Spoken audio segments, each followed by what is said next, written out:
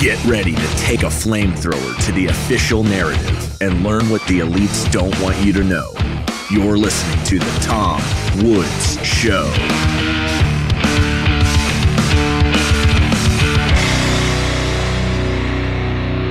Hey everybody, welcome to The Tom Woods Show, episode 2520, with a guest I've never featured before, but whom I've known for some time, and that is Gladden Pappin, who was a Harvard guy, but, for the life of me, I can't remember how you and I met, but you were there you're a young lad compared to me. You were there much later, but he got his degree in history, as I did, from Harvard, and undergraduate, but also a PhD in government.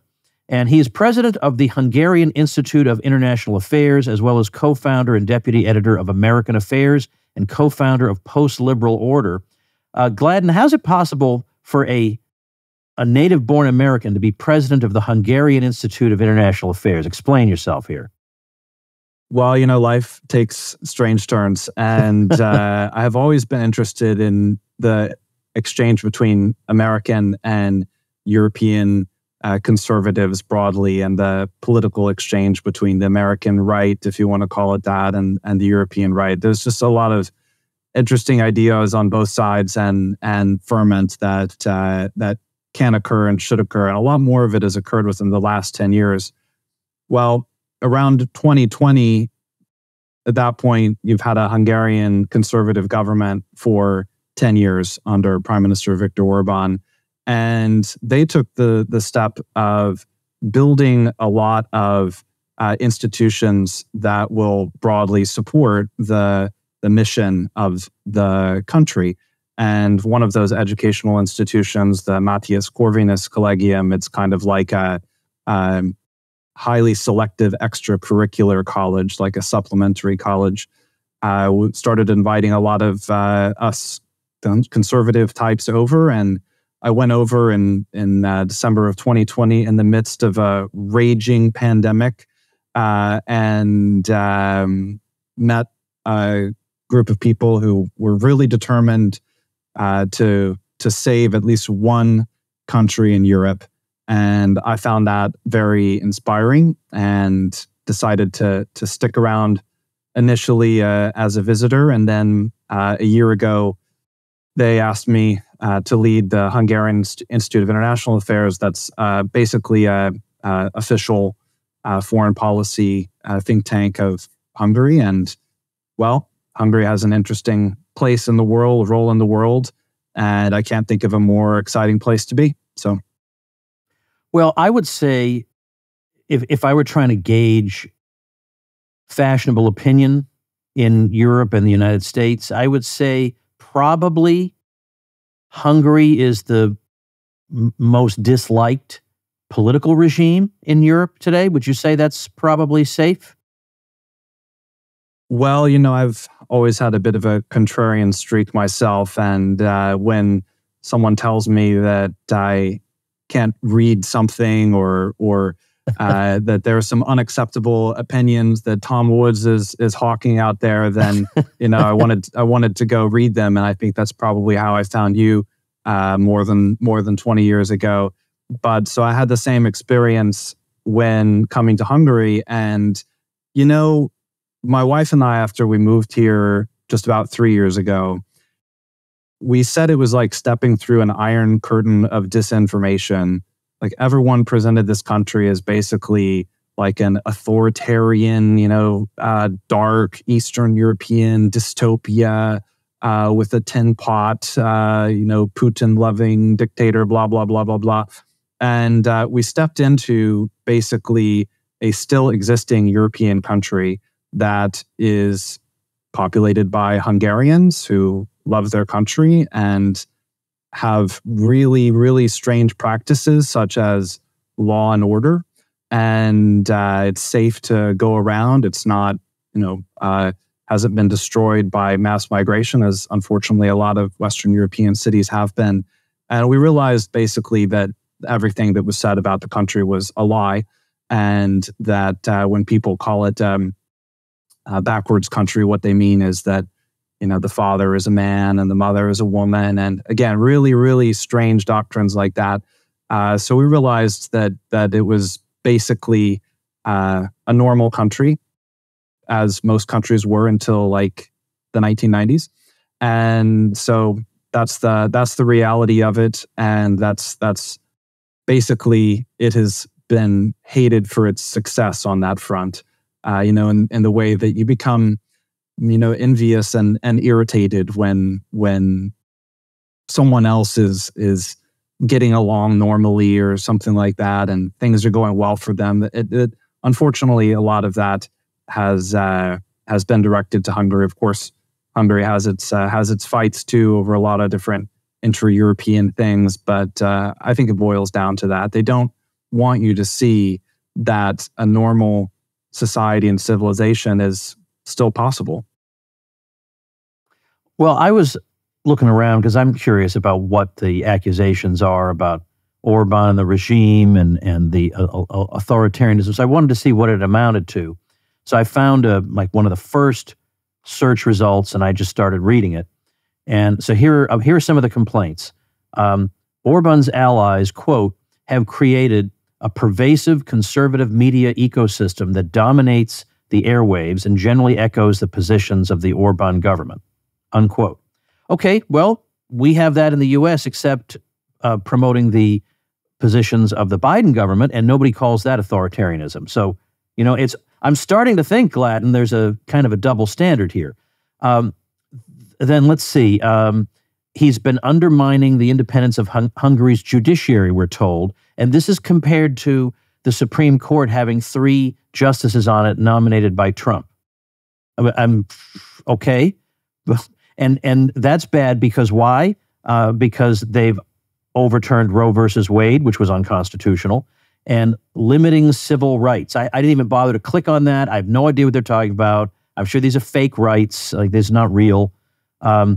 So they say Fox News and other right-wing media ensure that large parts of America see the world through a Trumpian lens. So in other words, again, this article complaining about Hungary thinks that the real problem in America is that you have Fox News, even though absolutely every outlet you can imagine, everywhere you turn, from the media to entertainment to the universities or whatever, repeats what these people want to hear. It doesn't bother them at all. So when I read that, I thought, all right, well, this is obviously overblown. I mean, maybe there are problems, but if this is the way this person thinks, then the person's brain is broken to begin with.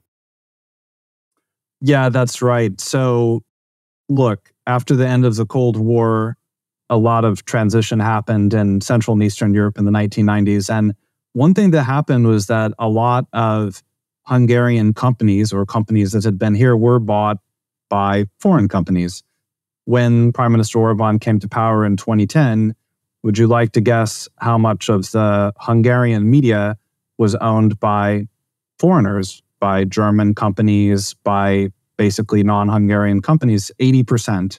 So, well, in what way then does the media that was present here reflect a Hungarian ordinary opinion? Well, you can imagine it was basically a vehicle for outside funders to try to manipulate Hungarian politics. So today, the balance between the pro-Orban, broadly pro-governmental media and the left-wing opposition media is about, I know this is going to shock you, is about 50-50. So it's basically a balanced media landscape.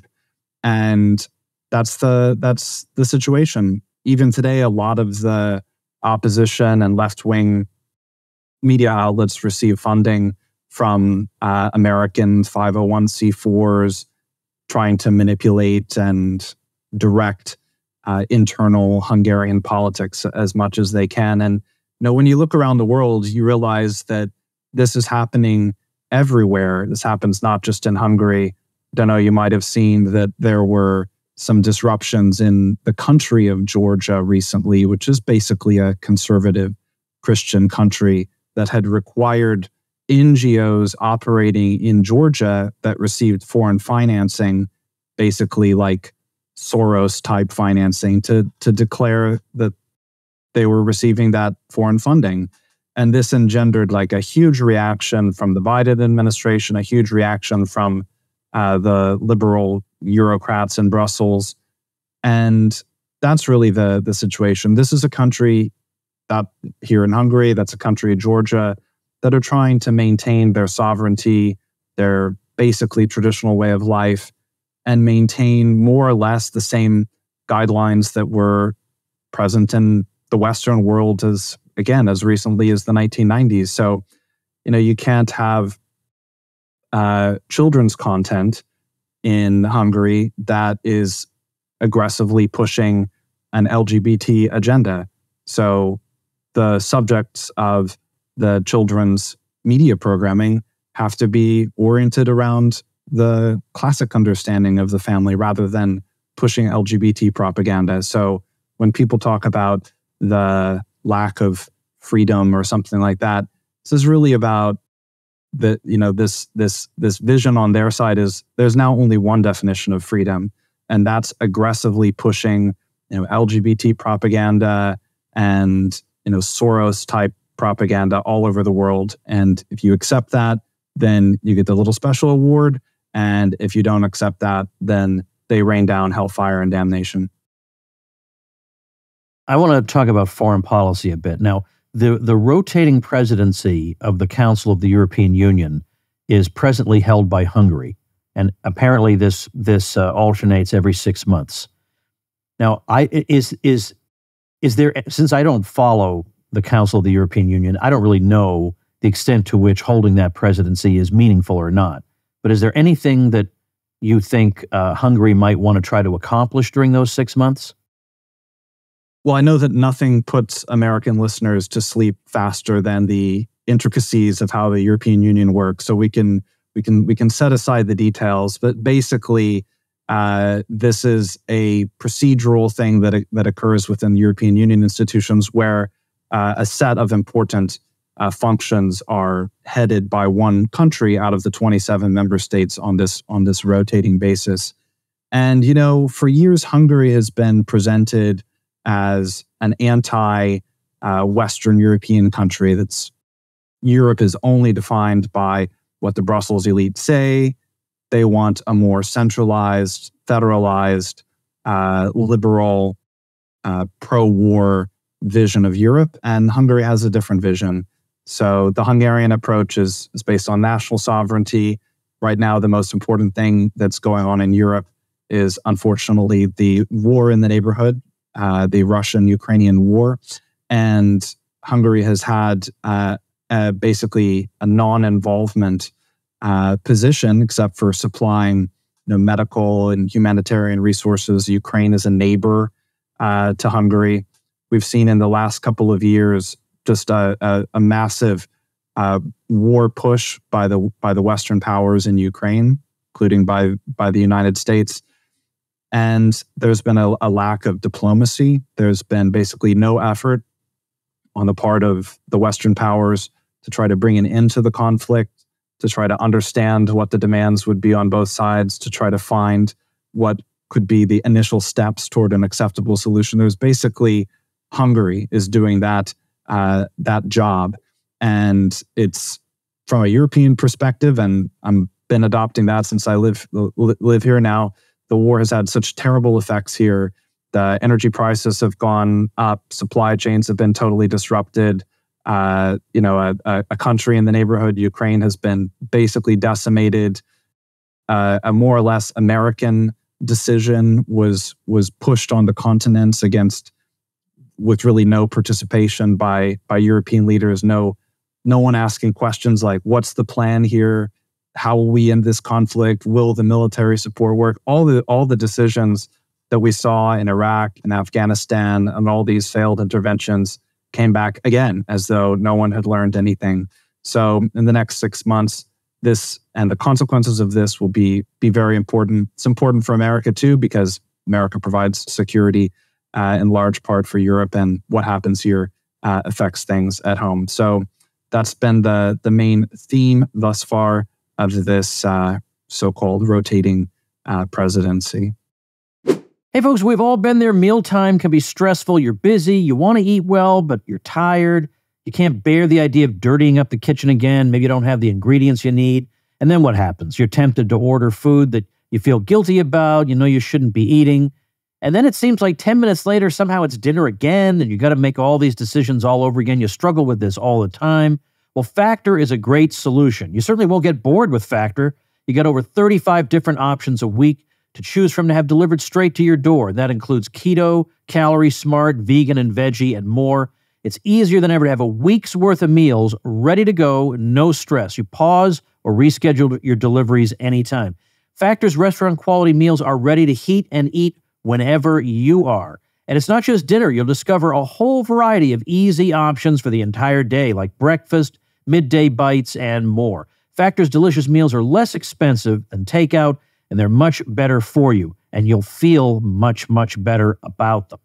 Factor is the perfect solution if you're looking for fast upscale options done easily. There's no prepping, cooking, no cleanup, no dirty kitchen. Factor meals are 100% ready to heat and eat. Head to factormeals.com/Woods50 and use code Woods50 to get 50% off. That's code Woods50 at factormeals.com/Woods50 to get 50% off.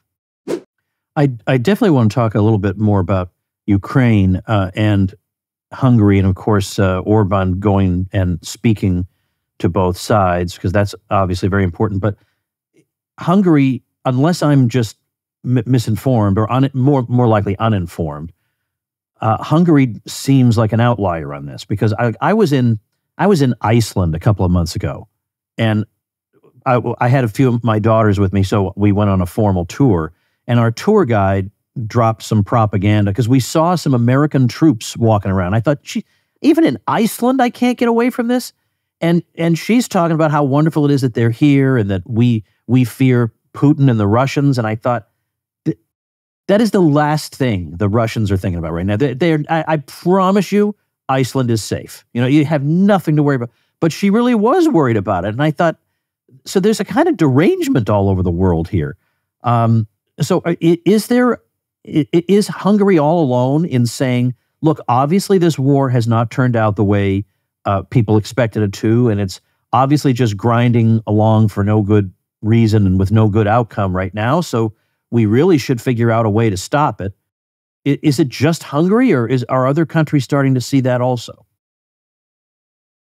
Well, let's start outside of Europe, where I think in many parts of the world, this is recognized more and more. It seems to me that Europe is in a kind of bubble, and unfortunately that includes most of the American elite as well.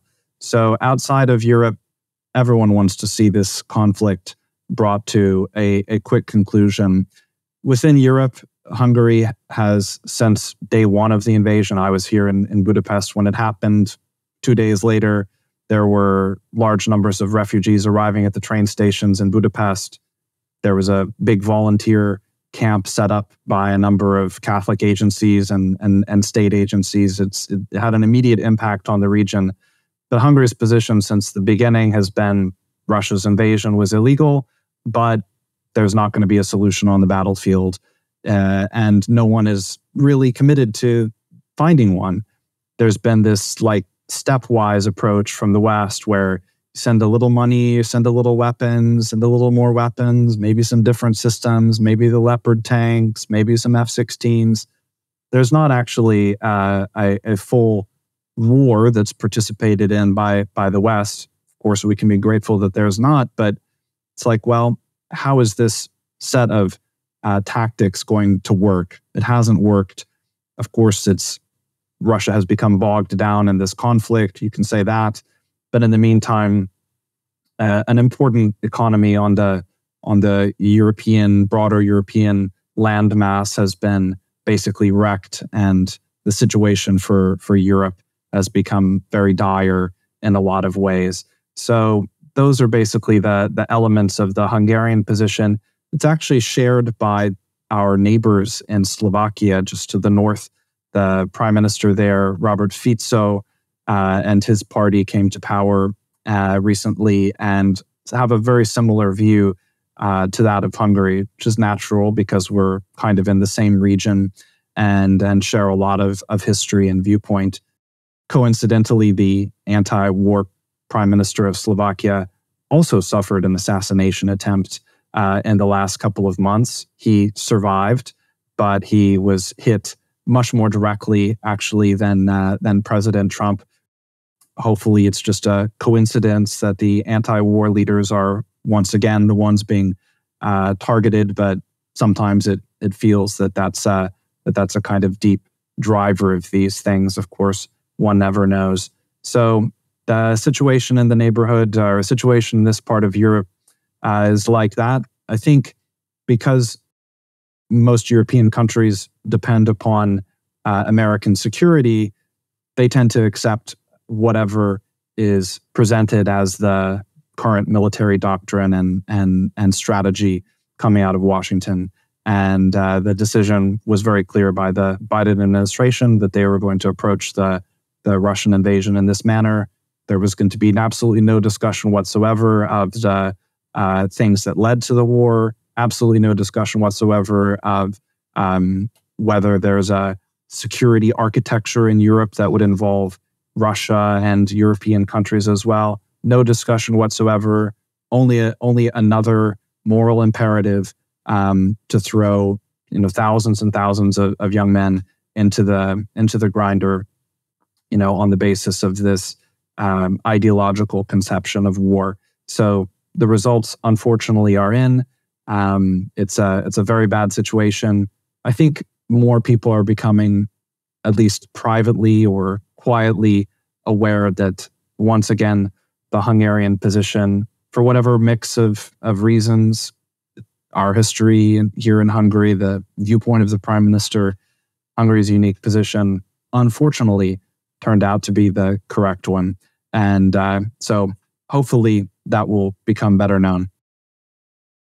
I've seen a couple of interviews that you've done, and you refer to the side that wants to de-escalate and negotiate as the anti-war position, but you're well aware that people would say that really what you're calling for is a surrender position, or you're anti-war. Well, if you're anti-war, why aren't you against the launching of the war by Russia in the first place? How do you answer that?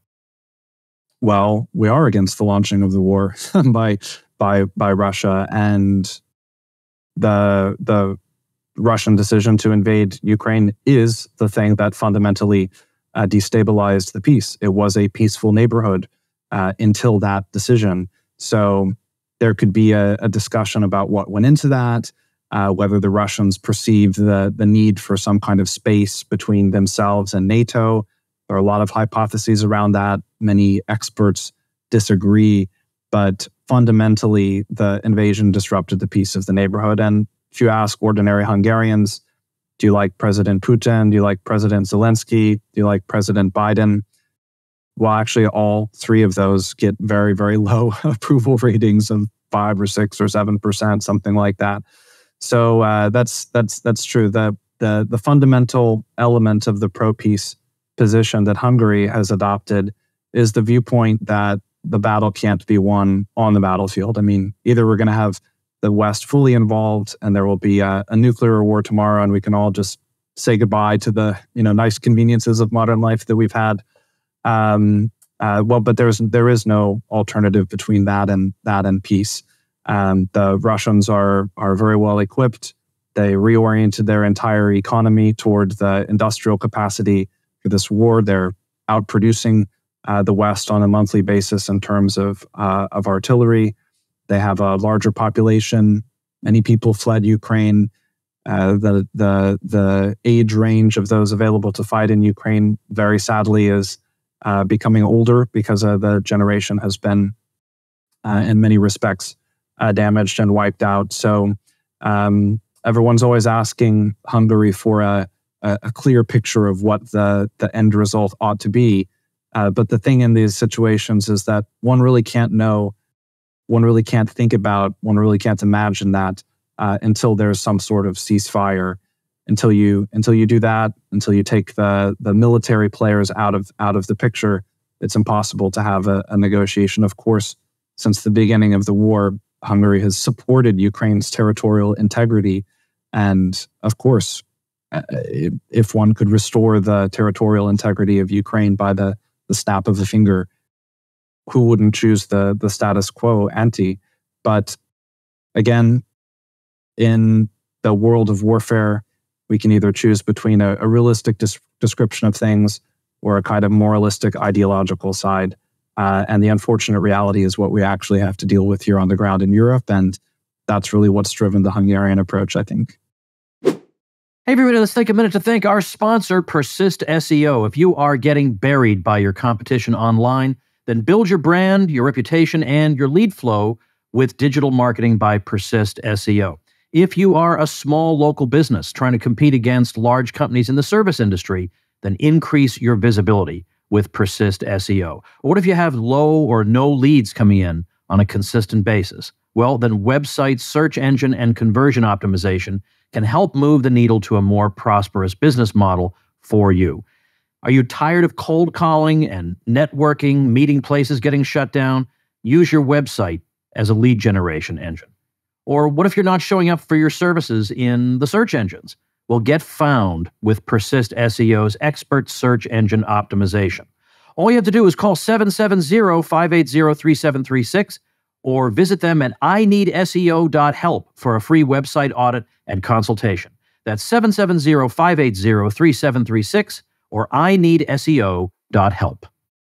Can you, in a leisurely way, maybe walk us through political trends in Europe? Because you can imagine having, since you yourself lived in the U.S. for a long time, what we're reading in the American press about a terrifying right-wing trend sweeping across Europe. I mean, these are people who would say the election of Mitt Romney would have been a terrifying right-wing trend. So I'd like to know what's actually going on. Because if there really were a right-wing trend, like a genuine one, I don't know what language they would use to describe it, given that they've already used it to describe Newt Gingrich. So can you explain to us exactly what's going on where in some of these, let's say, political hotspots?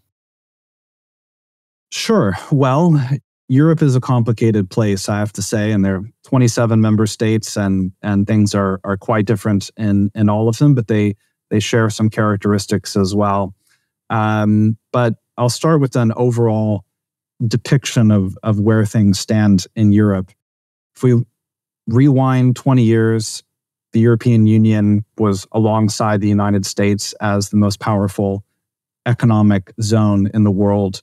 And it had just introduced the euro currency. People were expecting stability, economic growth. The engines of the European Union had traditionally been France and Germany. Germany's a very, very strong industrial power. Europe was actually benefiting more than the United States did, one could argue, from some of the globalization trends. So the United States had made a decision to have a lot of its industry depart. The United States has more natural resources, more ability to take care of itself. It's a little bit more autonomous. Europe is one end of the Eurasian landmass. It's not an island, can't be separated. The situation of natural resources here is different. It's energy weak. So the European Union has to import its energy from other sources. So this was basically the situation, but within that, Europe was doing pretty well. It was improving its industrial basis. It was becoming more interlinked successfully with other parts of the world. If we fast forward 20 years, Germany doesn't have a strong political system. It has a fractured coalition government. There have been more and more decisions in Europe in the last few years to try to separate from the rest of the world. So right after the Russian invasion, there was a big move to sanction the Russian economy through prohibiting the importation of Russian gas into Europe. This had basically meant the immediate loss of cheap energy in Europe. Consumers were wrecked. Industry was wrecked. A deindustrialization trend began. The ideological mess that has festered in Europe for much of that time also became its consequences became clear because the green agenda had been driven very aggressively. Nuclear power was frowned upon. All these things were conspiring to make the underlying situation of the European economy worse and worse. In many countries, there's been a generation of young people who suffer from much higher than normal unemployment. There's been stagnation in a lot of places. So within this mix, there has been a lot of political shifts within Europe. So by and large, there has been, over the last few years, a slow but steady drift toward more assertive politics that emphasizes the importance of nation states in Europe. So you have in Europe basically the European equivalent of the DC bureaucracy, the Brussels bureaucracy, which is just growing larger and larger. It doesn't pay attention to the concerns of the member states. It tries to drive its will over them. There was an article in the Wall Street Journal earlier this year that made the joke.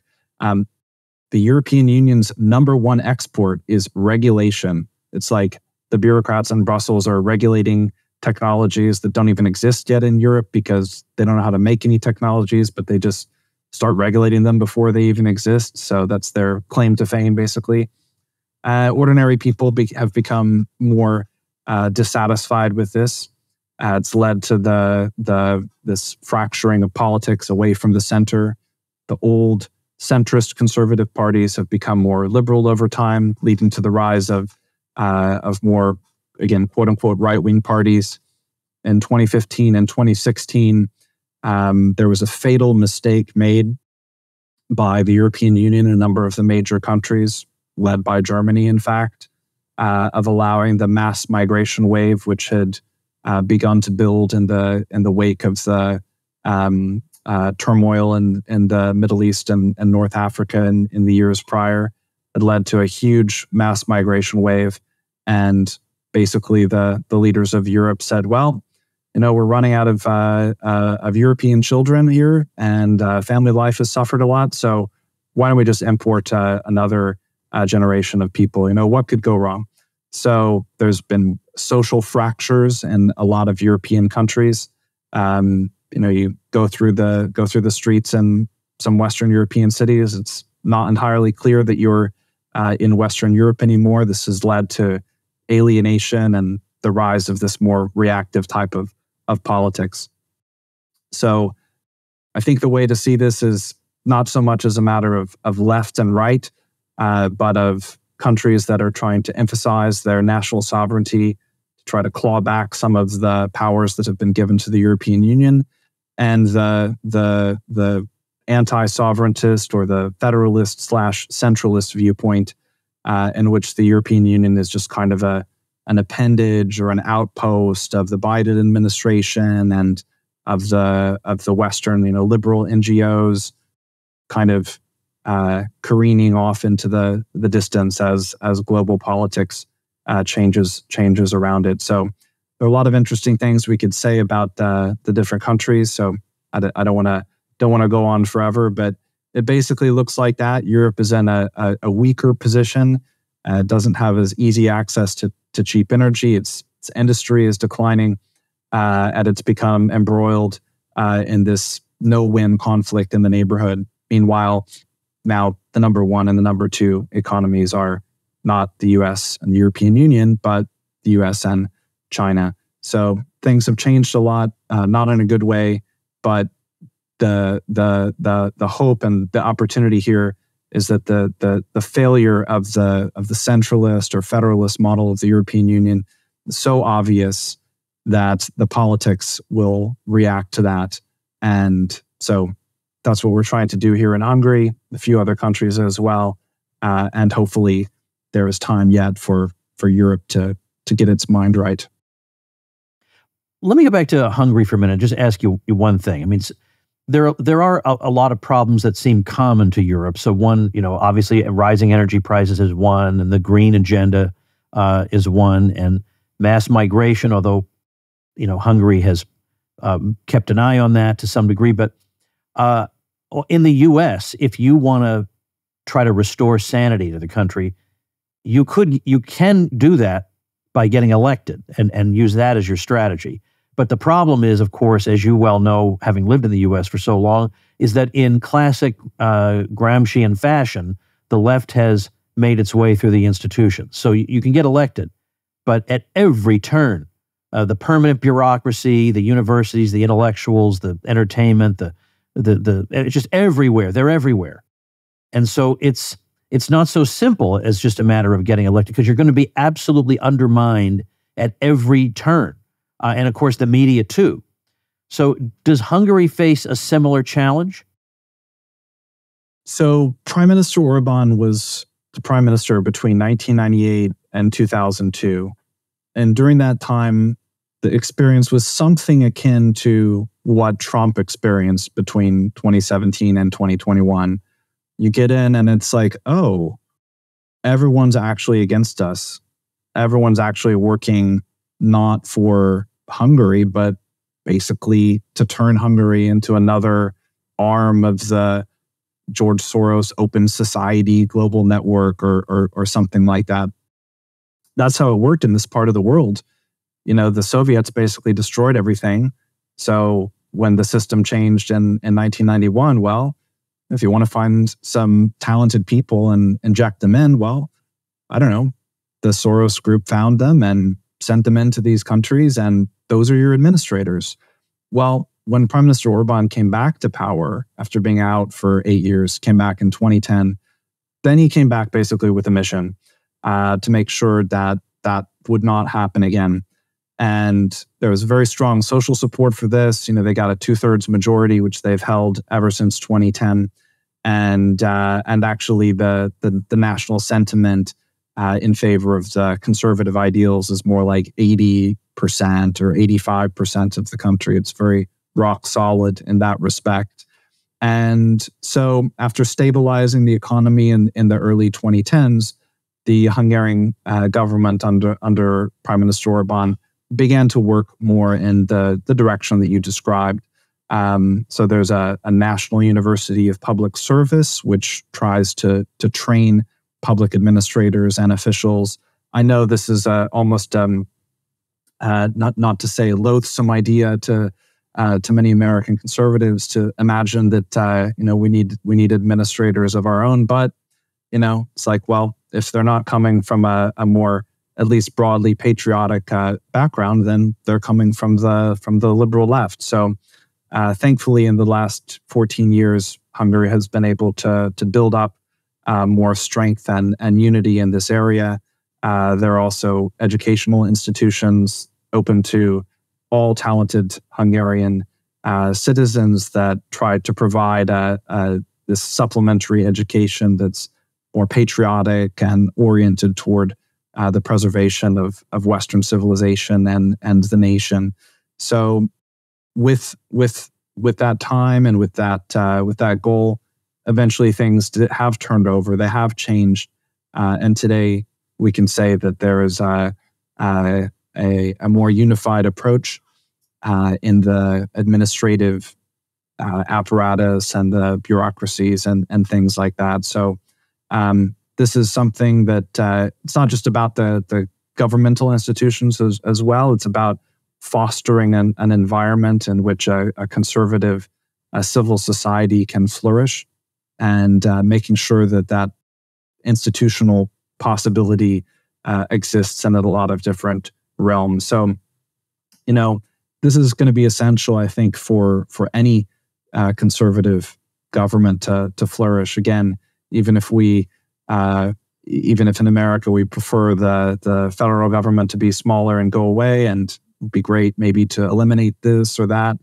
In the meantime, you can't even do that with people on your side, as President Trump found out after 2017. So this is a mentality difference or specialty of the Hungarian approach, and I think it's one that would be worth imitating when possible in the U.S. as well.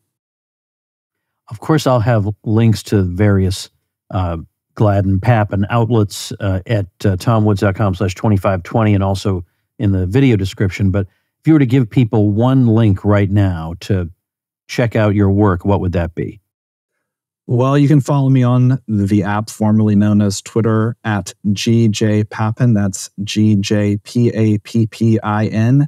on the X platform. And I try to post everything that's relevant from a Hungarian perspective and try to show people what's going on here. And there are links there to my institute and a lot of other content that comes out. So I try to direct it all there.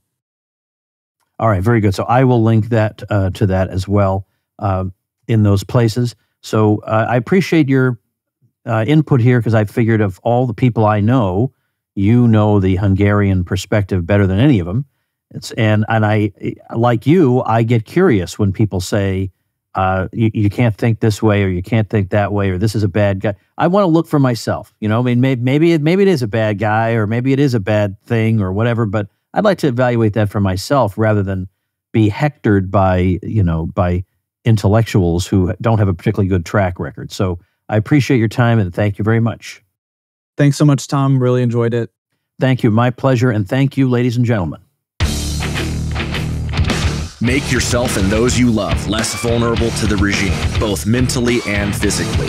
Get more forbidden information at tomsfreebooks.com, and be sure to subscribe to the show wherever you listen. See you next time.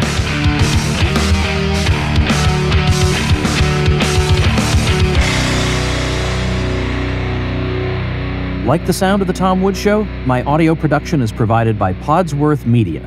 Check them out at podsworth.com.